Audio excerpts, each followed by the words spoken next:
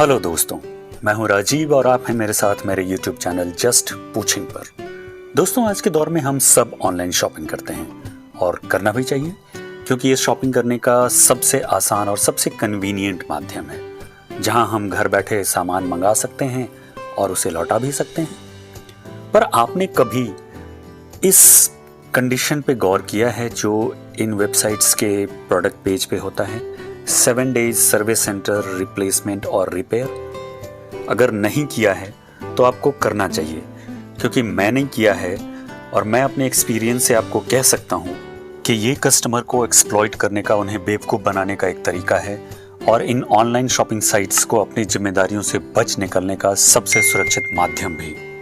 ये कंडीशन एक ऐसा ट्रैप है कस्टमर के लिए जहाँ वो कभी न कभी फंसता ही है, और इन शॉपिंग साइट्स के लिए एक इतना सुरक्षित एस्केप रूट है जहां हम उनको कहीं भी पुल नहीं कर सकते, कहीं भी जिम्मेदार नहीं ठहरा सकते अगर हमें डिफेक्टिव, नॉन कंपैटिबल या मिसिंग एक्सेसरीज वाले प्रोडक्ट्स डिलीवर हो जाएं। तो मैं ऐसा क्यों कह रहा हूं, इसे मेरे एक्सपीरियंस से समझिए।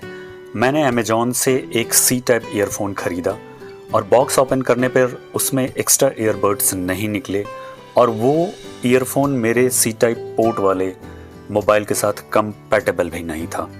ऐसे केस में मैंने उसे रिटर्न करने की कोशिश की, पर काफ़ी कोशिश करने के बाद भी मुझे कस्टमर सपोर्ट से एक बड़ा स्टैंडर्ड सा आंसर मिला कि ये प्रोडक्ट रिटर्न के लिए क्वालिफाई नहीं करता, इसलिए वो मेरी हेल्प नहीं कर सकते और अगर मुझे कोई दिक्कत हो रही है तो मुझे सर्विस सेंटर विजिट करना पड़ेगा।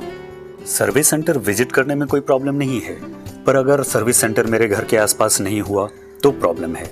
और जैसे तैसे मैं अगर पूरा दिन बर्बाद करके सर्विस सेंटर पहुंच भी जाऊं तो मैं उनको कैसे प्रूव करूंगा कि इस पैकेट में से ईयरबड्स निकले ही नहीं, क्योंकि ऐसे प्रोडक्ट की ओपन बॉक्स डिलीवरी तो होती ही नहीं। और कंपैटिबल इशू है या नहीं ये बिना फिजिकली चेक किए पता नहीं लगाया जा सकता।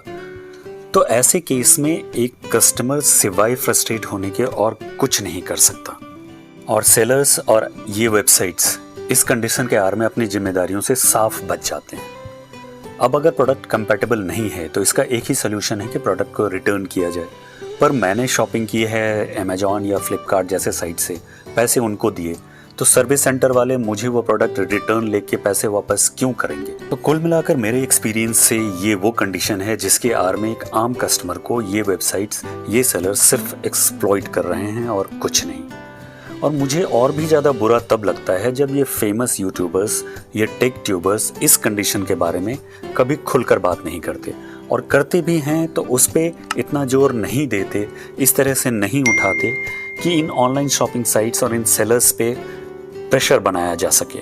मुझे लगता है ये एक ऐसा मुद्दा है जिस पे और भी ज़्यादा बात की जानी चाहिए और इन बड़े यूट्यूबर्स को ये मुद्दा ज़ोर शोर से उठाना चाहिए। अगर वो ऐसा नहीं करते तो कहीं ऐसा तो नहीं कि ये ऑनलाइन वेबसाइट्स इन्हें पैसे देती है इस तरह के सेंसिटिव मुद्दे को नहीं उठाने के, और ऐसे मुद्दे उठाकर वो अपनी सोशल रिस्पॉन्सिबिलिटी ही पूरी करेंगे। अब ये सो कॉल्ड बड़े टेक यूट्यूबर्स ऐसा करेंगे या नहीं मुझे नहीं पता।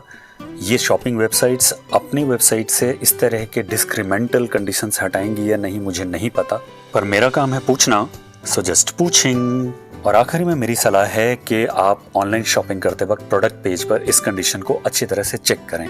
अगर ये कंडीशन वहाँ है तो उस प्रोडक्ट को ऑनलाइन ना खरीदें, ऑफलाइन खरीदें। ऑफलाइन में आप कम से कम किसी भी तरह के फिजिकल डैमेज को चेक कर सकते हैं, और साथ ही आप ये भी चेक कर सकते हैं कि आपके मोबाइल के साथ वो कंपैटिबल है या नहीं, और आगे होने वाले किसी भी तरह की परेशानी से भी बच सकते हैं। अगर मेरी तरह आपने भी इस कंडीशन की वजह से कोई परेशानी उठाई है तो मुझे कमेंट बॉक्स में लिखकर ज़रूर बताइएगा।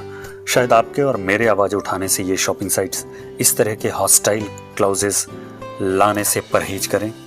Let's come together to bring positive changes. दोस्तों, इस वीडियो में इतना ही। जाने से पहले लाइक, कमेंट, शेयर और सब्सक्राइब करना मत भूलिएगा। Stay safe, stay blessed, bye bye.